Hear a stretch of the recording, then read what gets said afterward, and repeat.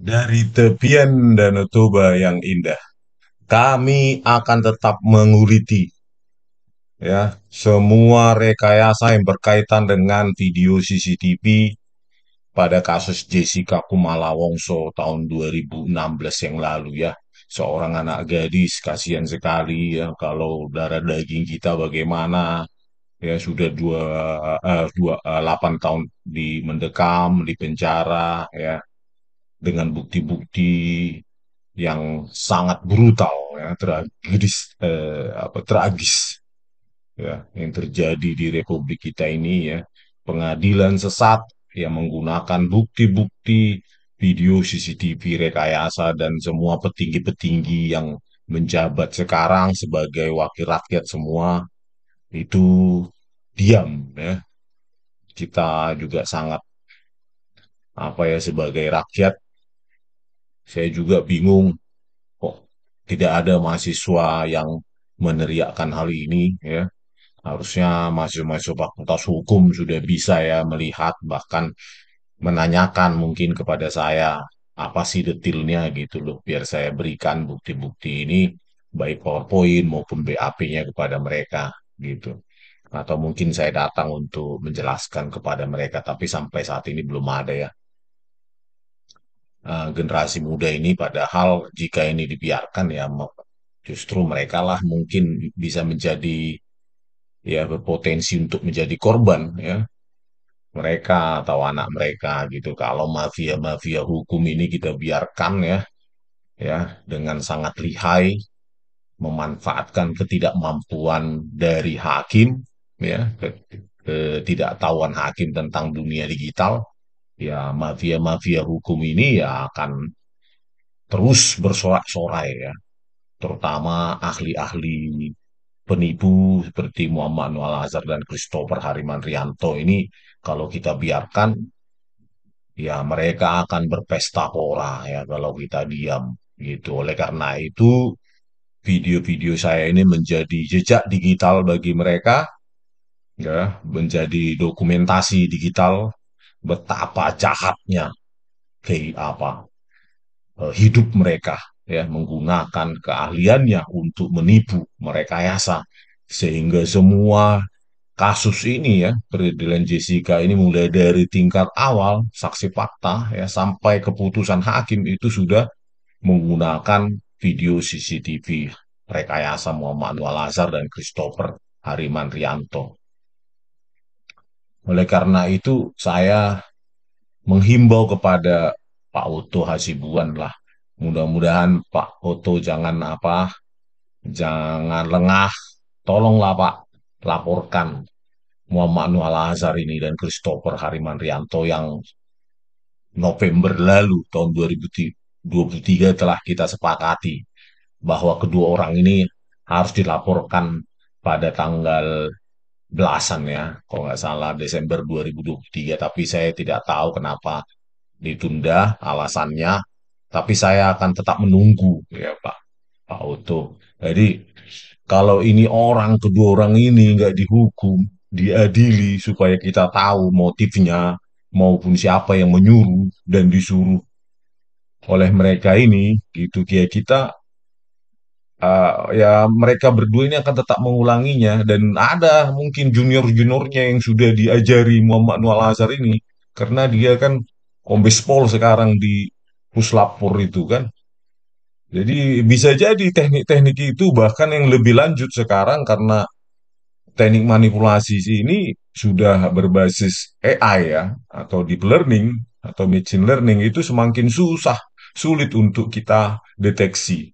Untung aja kemarin Muhammad Noor Lazar ini masih menggunakan teknik pengaburan dan mengkonversi keabuan ya, cukup primitif. Bagaimana kalau pergerakan artifisial itu sekarang menggunakan software yang berbasis AI gitu. Mereka punya resources yang kuat dibandingkan para ahli yang sama di universitas dengan kemampuan lab yang seadanya gitu dan jauh ketinggalan zaman kalau dari sisi kemampuan komputasinya ya gitu. Mereka punya resources di lab mereka dan dengan kemampuan komputasi yang tingkat tinggi, apa manipulasi pergerakan itu menggunakan AI atau deep learning, machine learning itu semakin berbahaya jika itu dimanfaatkan untuk eh, apa ya pesanan gitu, kasus-kasus pesanan rekayasa seperti yang ada pada kasus Jessica Kumala Wongso ini gitu. Kita harus antisipasi juga di persidangan ke depan. Jangan-jangan mereka sudah mulai mencoba untuk menggunakan AI ya untuk menciptakan pergerakan-pergerakan palsu di mana apa distribusi warna itu cukup inheren seperti natural pergerakannya kalau menggunakan AI dan ini sangat bahaya sekali gitu untuk dihukum kita apalagi rata-rata hakim ini buta sekali dengan rekayasa semacam itu gitu. Jadi kalau tidak kita hentikan, kita pencarakan ini Muhammad Noor Azhar dan Christopher Harimanrianto, saya yakin dan seyakin-yakinnya bahwa mereka akan mengulanginya gitu. Bahkan dengan teknik yang lebih lanjut, lebih advance, yang berbasis AI dan lainnya gitu. Pak Putu Hasibuan.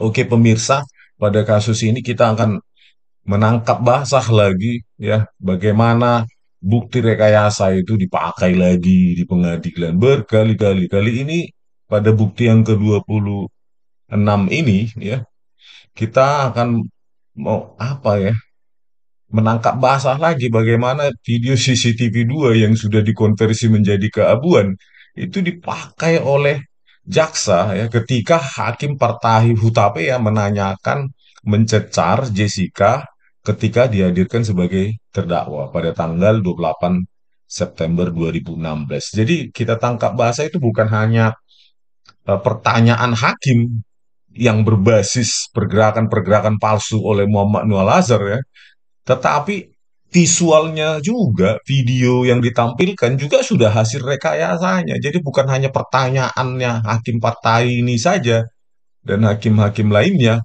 tetapi yang ditampilkan pun, video yang ditampilkan ya sudah memang hasil rekayasa Muhammad Noor Lazar. Sejak saksi fakta, ya, bahkan ketika Jessica sebagai terdakwa pada tanggal 28 September ya, 2016 dihadirkan. Inilah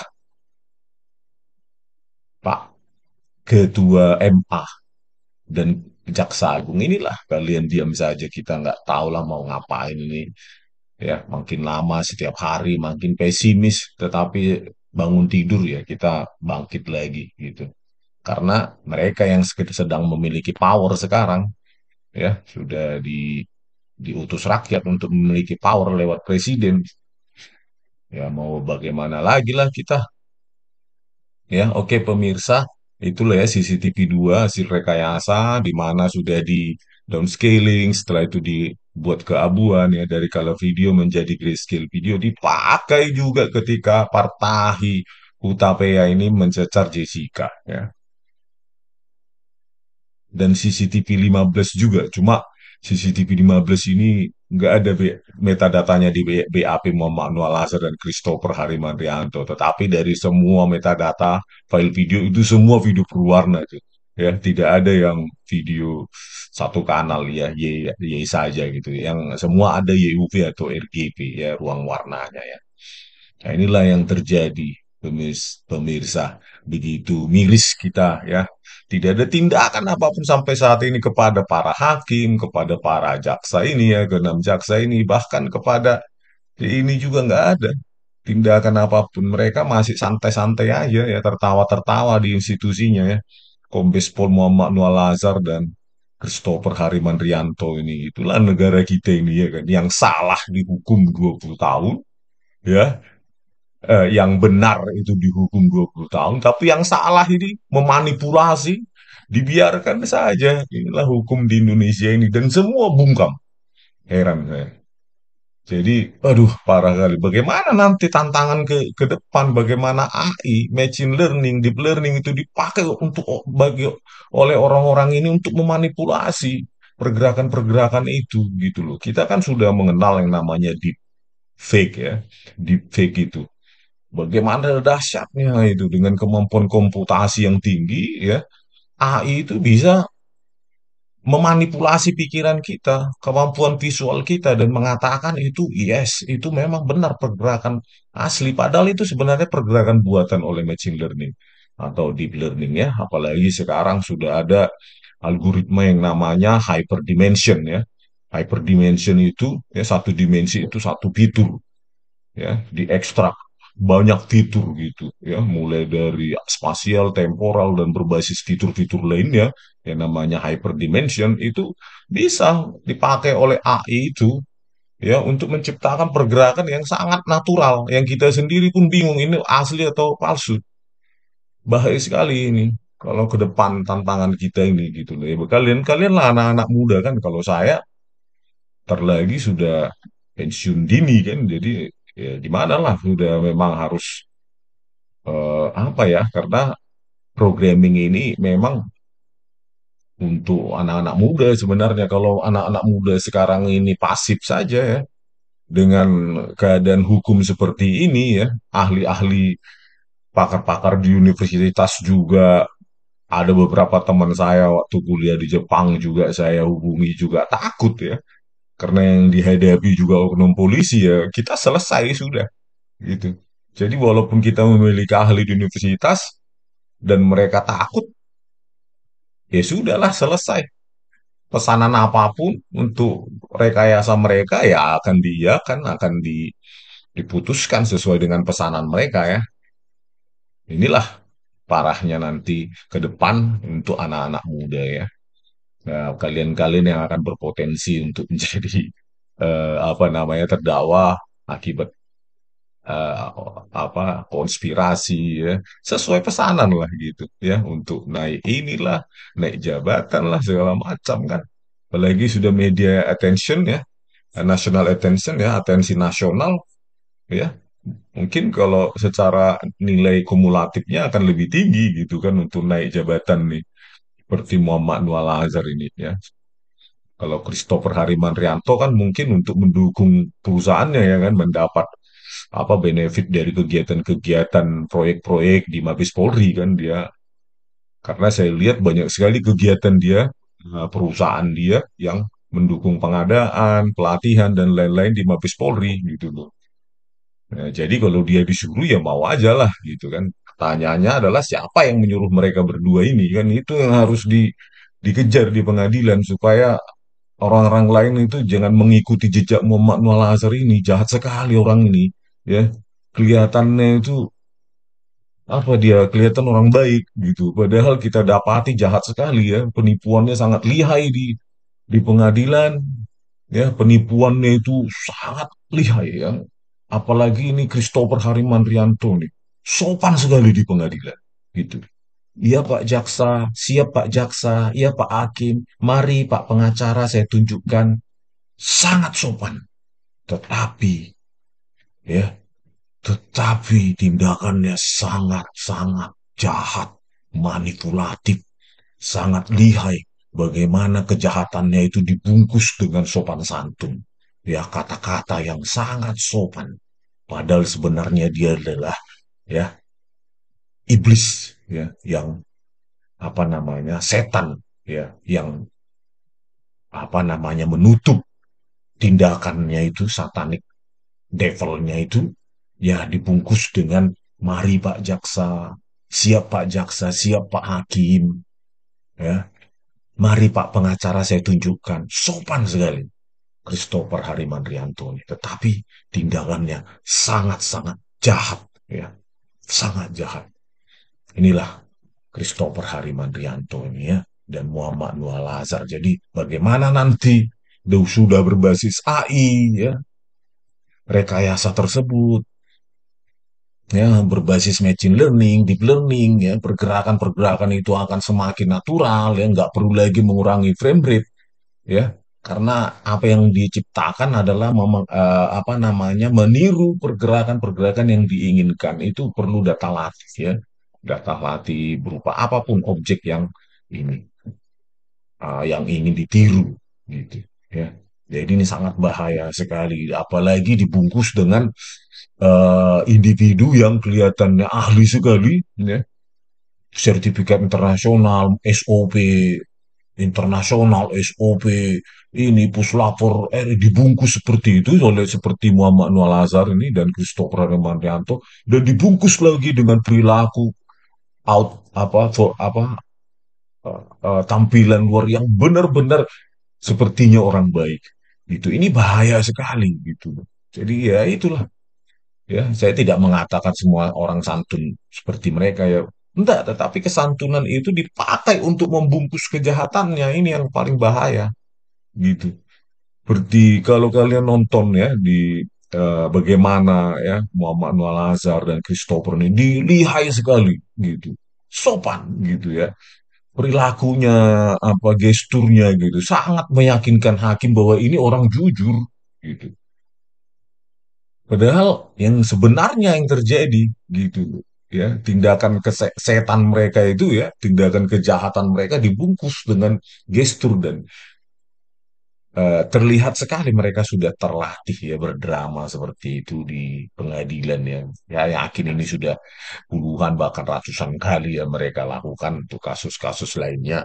Ya mereka sangat lihai sekali, sangat lihai, sangat terlatih bahwa orang-orang yang nggak paham di bidang ini ya menganggap mereka hebat, jujur gitu loh, expert ya, gitulah. Pemirsa inilah kan saya contohkan ya ini saya cari dulu ya dari metadatanya kanal 2 ya file CCTV 2 itu jelas dia ruang warnanya itu YUV ya berarti ada tiga kanal ya Y untuk menyimpan intensitas atau brightness ya U dan V itu untuk menyimpan informasi warna ya kalau kanal U dan V-nya dibuang maka tinggal Y intensitas atau brightness keabuan saja. Nah, inilah yang dibuang oleh Muhammad Anwar Azhar yang seharusnya YUV ya menjadi Y saja atau keabuan. Nah, itu dipakai ya. Padahal apa namanya kamera dua itu penting karena warna kopi sisa dari yang diminum Mirna juga ada di pojokan di bar koktail itu meja bar koktail itu dapat sebenarnya ya dijejak juga ya jadi perbandingan itu bisa di kamera tiga kamera dua itu dapat semua dan lintasan Mirna Salin itu sangat dekat di situ di kamera dua itu ya. Informasi warna ya, pergerakan-pergerakan mereka juga ya, warna wajah, warna lengan itu paling dekat di kamera CCTV 2 justru dikaburkan oleh Muhammad Noah Al-Azhar dan Christopher Harimanrianto inilah mereka bungkus kejahatan mereka itu dengan sikap-sikap yang menipu ya. Sikap-sikap, wah ini profesional dan kelihatannya baik dan sopan gitu. Itulah mungkin terpana ya, terkagum-kagum lah hakim ini ya akhirnya terini. Apalagi didukung dengan apa namanya dukungan moral maupun apa ya dukungan para jaksa ini yang sangat meyakinkan ya Ardhito Muardi ya Sandi Handika yang sangat meyakinkan dan Hari Bowo ini tiga aktor yang paling aktif untuk apa namanya untuk meyakinkan hakim bahwa video CCTV itu asli tidak ada edit tidak ada penyisipan print. Wah, itu mereka jadi begitulah yang terjadi di Indonesia ini dan tidak ada tindak lanjutnya ya. Nah, ini sudah saya integrasikan kompilasi ke apa namanya PowerPoint yang ada di nanti saya berikan di bukti yang ke-30 ya. Jadi semua orang bisa melihat baik lewat gambar ya citranya maupun lewat videonya dan penjelasannya sedikit ya. Kalau ingin penjelasan lebih detail mungkin ke YouTube kanal Bali Academy saja. Terus di sini juga ada screenshot untuk kamera video CCTV 2 yang harusnya UV ya. Nah, dibuang U dan V-nya menjadi kanal apa namanya? Kanal satu kanal saja ya, menjadi keabuan kita putarkan videonya. Ya, pada saat partai Utapea ini ya, hakim ini menanyai Jessica sebagai terdakwa pada tanggal 28 September bisa kita lihat ya isi folder kamera CCTV 2 itu dipotong ya. CH02 1355 sampai 1602 sesuai dengan BAP Muhammad Wal Azhar ya di sini juga. Tetapi Untuk potongan kedua CH02 1602 sampai 1816 itu tidak ada di BAP Muhammad Anwar Hasan dan Christopher Harimantrianto ya. Tapi dari potongan pertama saja sudah bisa kita simpulkan bahwa video tersebut adalah video 3 kanal YUT ya, video berwarna. Tetapi apalah yang kita lihat di sini ya, kamera dua ya, pada saat Partai Hutapea ini, hakim ini menanyai Jessica ya menggunakan video hasil rekayasanya ya ini dia. Padahal dekat sekali di sini ya, di sini keaguan ya. Di sini gesturnya Mirna Salihin ketika dibawa dengan kursi roda ini paling dekat ini kamera dua menurut saya ya. Kalau kamera tiga dekat tetapi angle-nya kurang luas ya. Nah, tetapi di kamera dua ini justru sangat dekat sekali gitu loh. Gestur Mirna bisa diamati, warna wajah, lengan itu bisa sebenarnya gitu loh. Ya, diamati ya. Di posisi kopi itu di sini dibawa oleh Devi Siagian gitu ya. Jadi harusnya bisa ditangkap informasi warna dari sisa kopi yang diminum apa namanya Mirna Salihin ya kan di sini bisa dicejak warna kopinya dekat juga daripada mengambil warna kopi dari kamera 7 yang jauh 12 meter. Ini kan cuma 5 meter saja ini. 5-6 meter aja kan gitu. Nah, di sini menangkap luasan wajah dan luasan tangan yang cukup informatif ya apa namanya untuk menangkap warna wajah dan lengan di sini gitu ya sangat informatif harusnya gestur mereka di sini pun bisa ditangkap dengan baik oleh para psikolog untuk diamati ya kalau kita geser nah ini juga kamera 15 pun untuk mengamati posisi sedotan ya karena yang kita semua metadata itu file berwarna, pasti ini file berwarna ini, tapi dikonversi Muhammad Nual Azhar menjadi keabuan gitu ya, untuk menghilangkan jejak dari sedotan tersebut supaya tidak ditanyai hakim maupun pengacara dengan detil karena mereka nggak tahu bahwa ini sudah dirusak ya, dibuat kabur dan dibuat gabuan oleh Muhammad Nual Azhar dan Christopher Harimantrianto inilah pada saat Jessica di apa dijadikan apa ya dihadirkan sebagai terdakwa ya. Nah, inilah rekan-rekan satu perjuangan saya menyajikan bukti-bukti ilmiah, ya bukti visualnya, ya videonya ketika di persidangan, terus kita baca ruang warnanya dari BAP-nya ya, dari metadata dari tiap file kita analisa dan kita buktikan secara tertulis maupun secara apa yang ditampilkan di persidangan dan matching ya rekayasa itu. Inilah bukti yang ke-26 ya. Ya, bukti yang ke-26, lanjutnya kita akan kupas lagi bukti yang ke-27 ya, sampai yang bukti yang ke-30 yang mungkin kita akhiri di situ saja nanti bukti yang ke-30 tinggal kompilasi saja nanti kalaupun nanti saya ada waktu ya karena saya selama 6 minggu ini sudah sangat fokus dengan ini saya harus kembali ke pekerjaan saya sebagai penulis dan programmer ya yang banyak sekali saya tunda selama 6 minggu ini selama sejak akhir Desember ya sampai sekarang pertengahan Februari gitu ya. Oke pemirsa, sekian dulu ya untuk bukti ke-26 ini dari kami Belige Akademi di tepian Danau Toba yang indah. Horas!